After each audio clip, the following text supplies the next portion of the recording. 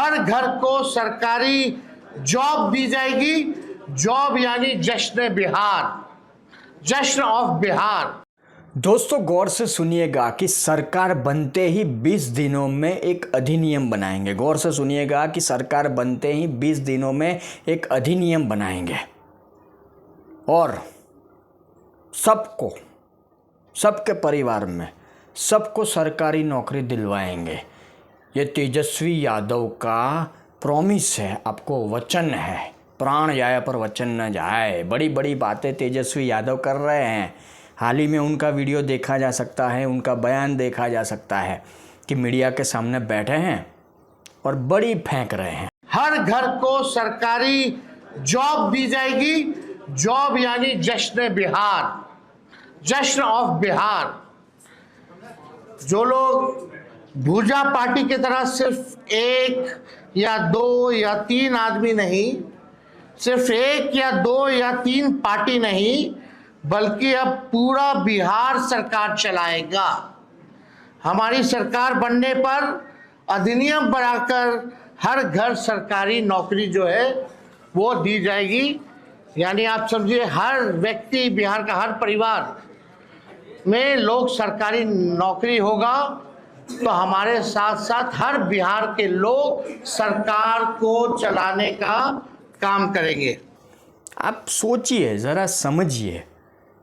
आपको सत्ता पानी है, आपको चुनाव जीतना है, सारी बातें समझ में आ रही है, पर क्या सोचकर आप इस तरह का बयान दे रहे हो या इस तरह का वादा बिहार की जनता के सामने रख रहे हो कि 20 दिनों में, सरकार बनते ही 20 दिनों में अधिनियम बनाएंगे।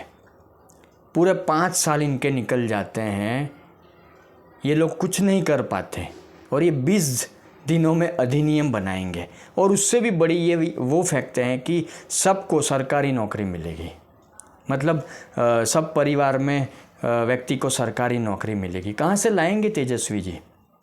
आपके घर की खेती है सरकारी नौकरी, और सरकारी नौकरी आप देंगे तो फिर उनकी जो सैलरी होगी, क्योंकि सरकारी नौकरी वालों की सैलरी तो अच्छी खासी होती है, बड़ी रकम होती है, तो आपके पास ये कोई प्लानिंग है कि सरकार के पास पैसा कहाँ से आएगा, सरकार का खजाना कैसे भरेगा, फिर लोगों को सरकारी नौकरी देंगे तो उनको वो सैलरी किस तरह से दी जाएगी? बात तो सही है। बिहार में 2.76 करोड़ परिवार है, 2.76 करोड़ परिवार है, मतलब 2,76,00,000 इतने परिवार है।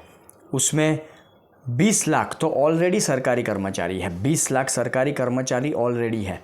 तो आप सोचिए कि अगर 2.56 करोड़ परिवार बचे, मतलब 2,56,00,000 परिवार, अब इनको, ये परिवारों को सरकारी नौकरी दी, एक व्यक्ति को भी दी, और एक व्यक्ति को आप एक अंदाज़ा लगा लीजिए कि 30-40 हज़ार रुपये, 30-40 हज़ार रुपये सैलरी मंथली भी मिलती है, तो ये बजट कहाँ पर पहुँचेगा? जो मैंने कहा, सरकारी तिजोरी में पैसा कहाँ से आएगा, कैसे आप सैलरी दे, मतलब बिना सोचे समझे। इसीलिए मैंने 9वीं फेल, 9वीं पास, आप जो भी हो तेजस्वी जी, शिक्षा भी ज़रूरी है और दिमाग लगाना भी ज़रूरी है, सिर्फ चुनाव जीतने के लिए।